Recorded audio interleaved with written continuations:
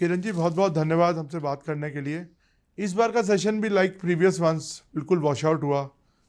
इस बार student protest भी थे, बहुत चैलेंजिंग रहा होगा आपके लिए भी। आपको लगता नहीं एक पैटर्न बन गया है और इससे कितना नुकसान हो रहा है देश का?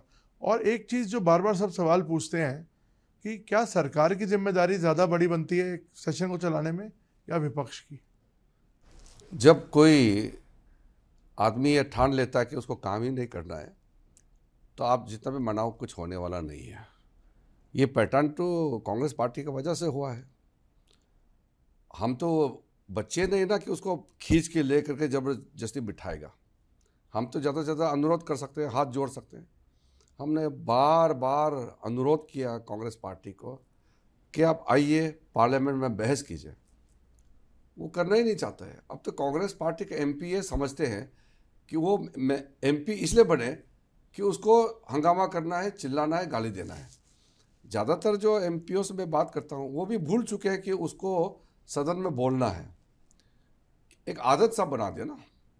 तो मैं इसको बहुत गंभीरता से बोल रहा हूँ कि मेंबर ऑफ पार्लियामेंट को हंगामा करना है तो फिर उसको एमपी बनने का क्या ज़रूरत है?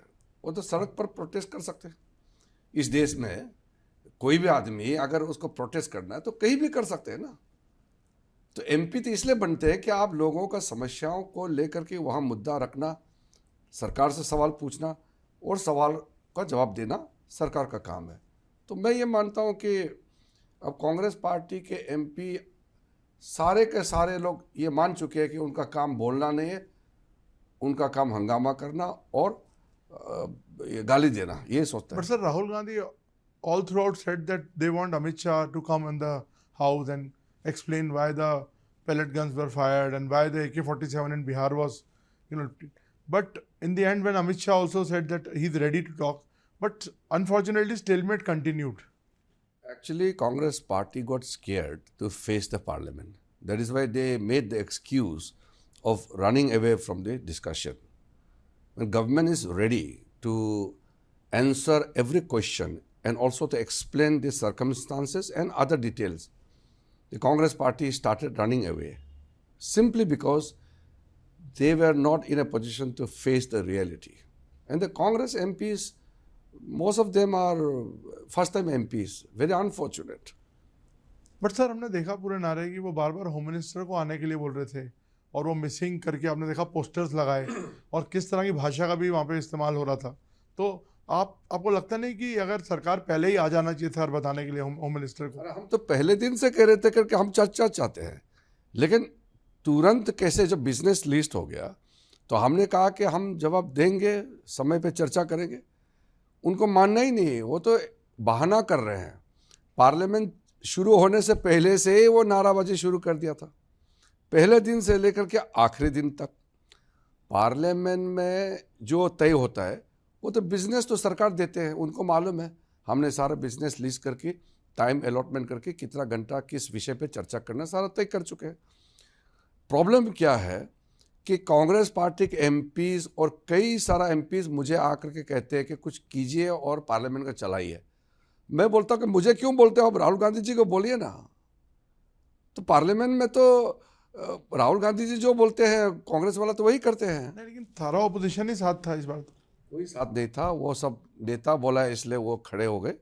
ऐसे नहीं, अंदर अंदर से मेरे पास सारा कांग्रेस का एमपी अपना नाराजगी या अपना दुख जताने के लिए काफ़ी आए हैं कि चर्चा नहीं हो रहा। आप देखिए कांग्रेस में कई एमपीज तो तकिया पकड़ के नीचे नहीं आए ना। जो कांग्रेस के अंदर में जो बोल सकते हैं ऐसा एमपी का आप ढूंढिए, वो कभी तकिया पकड़ करके मजाक नहीं उड़ाते हैं और गाला गाली नहीं करते हैं, वो चुपचाप पीछे बैठते हैं। वो तो कुछ एमपी से जिसको राहुल गांधी ने एक हल्ला और गाली देने के लिए एक फौजी टाइप का बना के रखा हुआ एक झुंड, और बेचारे एमपीज अपना बात रखने के लिए आए लेकिन यहाँ उनको बना दिया नारा लगाने के लिए, चीयर लीडर बना कर रख दिया। ठीक नहीं है, लोकतंत्र के लिए ठीक नहीं है। पर सर, राहुल गांधी का दावा यह है कि वो जेनजी की आवाज़ हैं और वो जो लाठीचार्ज हुआ या जो फायरिंग हुई, जो एलिगेशन है उसको वो रिप्रेजेंट कर रहे हैं और वो कह रहे हैं मैं सरकार से हिसाब मांग रहा हूँ, सरकार देने को तैयार नहीं। आप तो शुरू से आपने पार्लियामेंट का तरीके को आपने देखा है। पार्लियामेंट का अंदर में कैसे बोलना है, राहुल गांधी जी का जो व्यवहार है आपने देखा है। वो नेता प्रतिपक्ष जैसे आपको लगता है क्या? बिल्कुल नहीं लगते हैं। मेरे साथ राहुल गांधी जी का व्यक्तिगत कोई समस्या नहीं, हम बातचीत करते हैं, मिलते हैं, लेकिन नेता प्रतिपक्ष को अपना एक कद और गरिमा को बनाए रखने के लिए परफॉर्म करना पड़ता है। उस तरीके से आपको सदन में बोलना पड़ता है।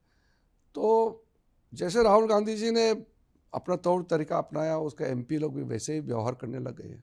सर, हमने एक इंसिडेंट देखा जो पार्लियामेंट से बाहर हुआ, जिसमें उन्होंने फॉरेन पॉलिसी को लेके एक हक करके दिखाया और जिस तरह का शब्द पे मेलोनी जी को लेके बोला, इसको, इस तरह के प्रकरण को आप किस तरह से देखते हैं? मैंने भी देखा और सबने देखा वो तो। और राहुल गांधी जी इस तरीके से जो नाटकीय तरीके से प्रधानमंत्री जी का मजाक उड़ाने का काम किया, लेकिन अंततः क्या हुआ? खुद का एक मजाक बन के रह गया।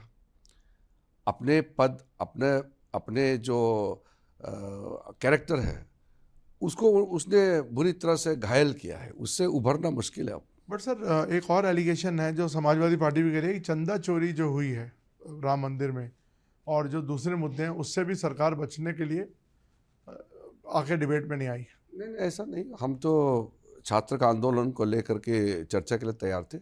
बाकी विषय तो एक साथ तो चर्चा नहीं होगा ना। पहला ही नहीं हुआ तो दूसरा का सवाल कैसे उठता है? सर, अभी एक और विवाद खड़ा हो गया। आपने जैसे जो ट्वीट करके बोला कि दिमागी नक्सल की आपने एक परिभाषा दी कि कौन है, प्रधानमंत्री ने भी इस शब्द का इस्तेमाल किया। फिर अब आप एक ट्रेंड चल रहा है कि प्राउड टू बी दिमागी नक्सल। चिदम्बरम जी ने इनफैक्ट जवाब दिया, और एक आज हमने अभी पढ़ रहा था आज से पहले कि दिमागी नक्सल पार्टी भी बन गई है। तो इसको आप किस तरह से देखते हैं? देखिए, एक तरीके से कांग्रेस पार्टी अपने आप को माओवादी और नक्सलवादी बना दिया है। ठीक है, सोनिया गांधी जी का जो नेशनल एडवाइजरी काउंसिल में जो लेफ्ट विंग वाले जो सोच विचार रखने वाले, वो बढ़ा हुआ था, लेकिन अब पूरे के पूरे कांग्रेस पार्टी ही माओवादी पार्टी बनने जा रहे हैं। एक तो मुस्लिम लीग पार्टी बन गए, अब वो माओवादी पार्टी भी बनने जा रहे हैं। देखिए, आप इसको समझिए। प्रधानमंत्री जी ने जो कहा है और जो मनमोहन सिंह जी जो कहा था वही है कि इस देश का आंतरिक सुरक्षा के लिए सबसे खतरा माओवाद है, नक्सलवाद है। इसको ख़त्म करना होगा। और मोदी जी के नेतृत्व में नक्सलवाद जो आर्म्स, हथियार लेकर के देश के खिलाफ लड़ाई लड़ रहे हैं, उसको लगभग समाप्त कर दिया। उसी को कहा कि हथियार बंद वाले लोगों को तो हमने समाप्त कर दिया, लेकिन सोच अभी भी बैठा हुआ है शहरों में और कई कई जगह में, तो उनको भी तो ठिकाना लगाना होगा। तो उसको कांग्रेस को लगा कि कांग्रेस को ही कह रहे हैं, इसका मतलब उसका सोच ऐसा होगा। इसलिए मैंने अच्छी तरह से साफ शब्दों में समझाया कि नक्सलवाद का क्या मतलब होता है और दिमागी नक्सल कौन लोग हैं। मैंने समझाया कि जो देश को टुकड़ा करने के लिए बात करते हैं, सेपरेटिस्ट, धारा 370 को जो सपोर्ट करते हैं, या जो नॉर्थ ईस्ट को काट के अलग करने का बात करते हैं, या जो माओवाद का जो शिकार जो बने हैं, उनके परिवारजनों के प्रति कोई संवेदना नहीं है। कोई आर्मी, कोई CRPF, SSB, BSF, ITBP, CISF, NSG, कोई भी परिवार अगर नक्सलवाद के शिकार बनते हैं, मर जाते हैं, तो जश्न मनाते हैं ये माओवाद और दिमागी नक्सल लोग। वही तो हम बता रहे हैं कि यही लोग दिमागी नक्सल है। तो उसको खुद कांग्रेस क्या खुद अपने आप को वही मानते हैं क्या? और दफली बजा करके जो लोग आर्मी का खिलाफ गाना गाते रहते हैं, तो ये तो ठीक नहीं ना देश के लिए। इसलिए जो प्रधानमंत्री ने जो कहा है, वो सब देश के लोग समर्थन करना चाहिए कि नक्सलवाद चाहे हथियार लेकर के जंगल में हो, चाहे वो शहरों में छुपा हो, उसको पूरा देश के लोग मिला करके उसको ख़त्म करना चाहिए। सर, जेनजी आंदोलन को आप किस तरह से देखते हैं, और जो उनकी डिमांड्स हैं एक एजुकेशन रिफॉर्म्स की, उसको आप किस तरह से देखते हैं? आपको लगता है वो एक जेन्युइन कंसर्न है जिसको लेके सरकार को और थोड़ी सक्रियता दिखानी चाहिए क्योंकि और आपको क्या लगता है कि कोई सरकार के खिलाफ एक नैरेटिव शिफ्ट हो रहा है? नहीं नहीं, जो हम तो बच्चों का जो मांग है उसको मान करके इतना अच्छा कानून लाया, प्रधानमंत्री जी ने एक के बाद एक कदम उठाया और सबको वादा भी किया कि आपका भविष्य के लिए हम काम करेंगे। हम तो सुनने वाले लोग हैं ना। ये तो कांग्रेस है जो आंदोलन करने से इमरजेंसी लगा देते हैं। आपको याद होगा जितना भी इस देश में आंदोलन हुए हैं, कितने लोग गोली का शिकार हुए हैं, आपने देखा होगा ना। यहाँ तक कि जब तेलंगाना राज्य बनाने के लिए आंदोलन हुआ, कितने लोग मारे गए हैं। असम में, यूपी में, गुजरात में, महाराष्ट्र में जितना भी प्रोटेस्ट हुए हैं, तो गोली के शिकार में कितने लोग मारे गए हैं। इस आंदोलन में तो एक भी गोली नहीं चली। नहीं, गोली तो वो कह रहे हैं चली है। कहाँ चली है गोली? AK-47 तो आपको इसलिए ये बात को मैं फिर दोहराता हूँ ताकि आपके दिमाग में, लोगों के जहन में ये अच्छी तरह से बैठ जाए। एक आदमी का मौत नहीं हुआ, एक आदमी का हड्डी नहीं टूटा, एक भी प्रोटेस्टर सीरियस इंजरी के साथ में अस्पताल में नहीं है।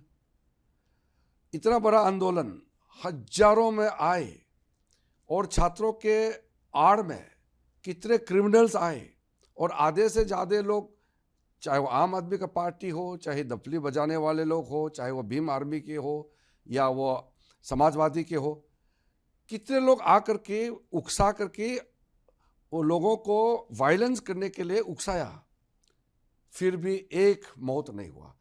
ये आंदोलन अगर कांग्रेस के ज़माने में होते, और कई हुए हैं, हजारों लोग मारे गए, तो इसमें तो आप तारीफ करना चाहिए दिल्ली पुलिस को और प्रशासन को कि इतना बड़ा आंदोलन को एक भी मौत छोड़िए, सीरियस इंजरी तक नहीं होने दिया। और यहाँ गोली चलने का बात करते रहते हैं। अरे गोली चल के हजारों तो कांग्रेस के समय में मरे हैं। तारीफ करना चाहिए दिल्ली प्रशासन का कि प्रोटेस्ट करते समय एक भी डंडा तक नहीं चला, लेकिन लास्ट में जब वो पार्लियामेंट की तरफ मार्च करने लग गया जबरदस्ती, तभी उनको रोका गया है। मौत नहीं हुआ ना, तो तारीफ करना चाहिए कि नहीं करना चाहिए पुलिस को? पुलिस भी अपने सुरक्षा के लिए है। इतना शांतिपूर्वक पुलिस ने सारा मेंटेनेंस किया और पुलिस को ही गाली दे रहे हैं, ये तो ठीक नहीं है। सर, आपको लगता है बीजेपी कहीं ना कहीं जेन ज़ी के साथ कनेक्ट करने में कहीं कुछ कोई कमी रही कनेक्ट है? करने में कमी नहीं है। अपने ही बच्चे हैं। आप लोग ये जेन ज़ी बोल के उकसाते रहते हैं, मत उकसाइए, ये अपने बच्चे हैं। देखिए, हम लोग एशियन सोसाइटी है। एशिया के जो लोग होता है वो परिवार एक दूसरे से बंधे हुए होते हैं, चाहे बच्चे हो, जवान हो, बूढ़े हो, सब मिले हुए हैं। हम वेस्टर्न सोसाइटी के थोड़ी है कि आप 12 साल, 16 साल, 20 साल होते ही माँ बाप से बिल्कुल अलग हो जाते हैं। हम जुड़े हुए हैं। ये जेन ज़ी कंसेप्ट हमारा नहीं है, ये तो वेस्टर्न कंसेप्ट है। हम तो पारिवारिक माहौल में रहते हैं और बच्चे, बड़ों का बात सुनना होता है। आप उकसाते रहेंगे कि तुम जो चाहे तुम मांगते रहो, मांगते रहो, ये तो मैच्योर होने में टाइम लगेगा। उनके बात भी सुनना है और उसको समझाना भी है। डायलॉग होते रहना चाहिए। आप अप्रिशिएट करते हैं जिस तरह की एक यंग लीडरशिप इमर्ज करी है इस तरह से जो आंदोलन थे? देखिए, एक तो स्टूडेंट का जो कंसर्न है वो तो सही है, लेकिन ये आम आदमी और ये लोग पूरा हाईजैक करने की कोशिश किए तो ठीक नहीं ना। ये जो अभिजीत दिपके है वो हमारे अपने लड़के हैं, महाराष्ट्र से, बौद्ध है, अपने लड़के हैं, लेकिन वो तो आम आदमी का कार्यकर्ता है। तो आप भी जानते हैं, सब जानते हैं, वो तो आम आदमी का कार्यकर्ता है। वो स्टूडेंट कैसे हो गया? स्टूडेंट के जेन्युइन कंसर्न जो भी होते हैं वो स्टूडेंट से बातचीत करेंगे। लेकिन पॉलिटिकल पार्टी जब हार जाते हैं तो किसी के आड़ में बच्चों के नाम से अपना राजनीतिक रोटियां सेकने का कोशिश करेंगे, ये तो ठीक नहीं है। सर, आज की डेट में आप बार बार जो सेशन वॉश आउट हो रहा है, आप मंत्री हैं, अब आपका वे आउट क्या है इसका? क्योंकि देखिए, आप बिजनेस तो कर ही रहे हैं, खैर जो सर पार्लियामेंट्री बिजनेस होता है, लेकिन बिना डिबेट के बिल्स पास हो रहे हैं। और नवीन जी, पार्लियामेंट अच्छा से फंक्शन होने के लिए सबसे बड़ा दवाई ये है कि विपक्ष के एमपी ये समझ जाए कि पार्लियामेंट नहीं चलने से उनका सबसे बड़ा नुकसान है। सरकार का बिजनेस तो पारित होता ही है, सरकार का तो मेजोरिटी है, पार्लियामेंट नहीं चलने से भी सरकार तो चलता है, और पार्लियामेंट में बिल पारित भी सरकार के पास मेजोरिटी है तो हम तो पारित कर ही लेंगे। लेकिन हम इसलिए ज़बरदस्ती पारित नहीं करना चाहते ताकि बहस हो, हर बिल्स पे, हर बिजनेस पे थ्रेड बेयर डिस्कशन होना चाहिए। तो उसको खंगाल खंगाल के निकालना है ना कि किसी बिल के अंदर में क्या है, वो तो पढ़ा भी नहीं, विपक्ष के एमपी पढ़ने का मौका ही नहीं मिलते हैं। तो इसलिए जिस दिन अपोजिशन एमपी समझ जाएगा कि पार्लियामेंट नहीं चलने से उन्हीं का नुकसान है, उसी के लिए उनको लोगों ने भेजा है पार्लियामेंट, तो वो पार्लियामेंट में चलाने के लिए भाग लेने लग जाएगा। यही सबसे बड़ा सीक्रेसी है। सर, इस बार एक चर्चा डिलिमिटेशन पे भी बहुत थी कि आप लोग लेके आने वाले हैं, इस वजह से बहुत लोग डिफेक्ट करके आपकी पार्टी से आ रहे हैं और एक संख्या बनाने की बात हो रही है। तो इस बार बिल आया क्यों नहीं? वो नहीं, बिल हम लाने के लिए कब कहा था? नहीं, स्पेकुलेशन तो हाँ, थी, तो स्पेकुलेशन मीडिया में तो चली, बट आपका इंटेंट तो है ना लाने का। तो हमने कब लाना है वो तो हमारा नेतृत्व और अपना पूरा चर्चा करके तय करेंगे। लेकिन मैं तो घोषणा नहीं कर सकता हूँ, और हमने कभी कहा भी नहीं कि हमने इस सेशन में इस बिल को लाएंगे। FCRA भी JPC में चला गया, ये अच्छा क्या? तो आपको लगता नहीं कि कहीं ना कहीं सरकार का जो है वो थोड़ा बैकफुट पे आ रही है? नहीं, ये तो बहुत अच्छा किया JPC में भेज करके। अब दूध का दूध, पानी का पानी हो जाएगा। इन्होंने क्या गंद फैलाया, पूरा झूठ फैलाया देश भर में कि FCRA जो है क्रिश्चियन मिशनरी को टारगेट किया जा रहा है करके झूठ बात फैलाया। जबकि क्रिश्चियन मिशनरी का टोटल इंडिया का जो फॉरेन कंट्रीब्यूशन आते हैं वो 16% है, बाकी तो सब हिंदू का है। तो प्रोटेस्ट ज़्यादा करना है तो हिंदू लोग करना चाहिए, क्योंकि सबसे ज़्यादा तो हिंदू का है। लेकिन इन लोगों को वोट का राजनीति करना है। US से भी स्टेटमेंट आया, आपने देखा? हाँ, तो वो जो मिशनरीज लोगों को मिसगाइड किया, वो अमेरिका का जो लॉ मेकर्स है उसको पढ़ना चाहिए कि एक प्रावधान मुझे बताओ FCRA में जहाँ किसी माइनॉरिटी या किसी कम्युनिटी को टारगेट किया गया, आप बताओ एक। देखिए, इस तरह का झूठे बातें फैला करके राजनीति करना बिल्कुल ठीक नहीं है, इसको बाज आना चाहिए सबको। तो अब आपका समन्वय कैसे बनेगा, हम तो ये जानना चाहते हैं। समन्वय बनता है जब मजबूरी में लोग समझ जाएगा कि जो उन्होंने किया वो सही नहीं, तो समझ में आ जाएगा। मुझे लगता है कि विंटर सेशन आते आते कांग्रेस पार्टी और समाजवादी समझ जाएगा कि हल्ला गुल्ला करके, नाटक करके, गाली गलौज, नाराबाजी से चुनाव नहीं जीतता है। चुनाव लोगों को सेवा करके और लोगों का बात रखने से चुनाव जीतता है। ये समझ में आएगा तो फिर पार्लियामेंट ठीक हो जाएगा। मैं आखिरी में एक और सवाल पूछता हूँ सर, बीजेपी ने आज अपनी नई टीम घोषित कर दी है, तो आपको लगता है एक नई ऊर्जा की ज़रूरत भी है बीजेपी को आने में? मैं तो बहुत एक्साइटेड हूँ। बीजेपी का नेशनल टीम का सूची जब पब्लिश हुआ तो बहुत अच्छा लगा, क्योंकि प्राइम मिनिस्टर नरेंद्र मोदी जी का अब सोच देखिए किस तरीके से अपने टीम बनाते हैं, और हर स्टेट, हर रीजन, समाज के अलग अलग वर्ग और तजुर्बे वाले, एक्सपीरियंस और ऊर्जावान नए चेहरा किस तरीके से मिश्रण करके टीम बनाते हैं। तो हम तो हमेशा अपने आप को हम किस्मत वाला इंसान मानते हैं कि मोदी जी के साथ में काम करने का मौका मिल रहा है। बहुत लंबा समय लग गया इस बार। नहीं, वो तो परिस्थिति ऐसा है ना, तो अभी पार्लियामेंट चल रहा था तो बीच में तो अनाउंस नहीं कर सकते थे। अब कैबिनेट रिशफल सर हो रहा है, वो तो मुझे मत सबके मन में पूछिए। सवाल ये है। ये सब सवाल हम लोगों को करना नहीं चाहिए। Thank you so much sir, thank you. जी, धन्यवाद।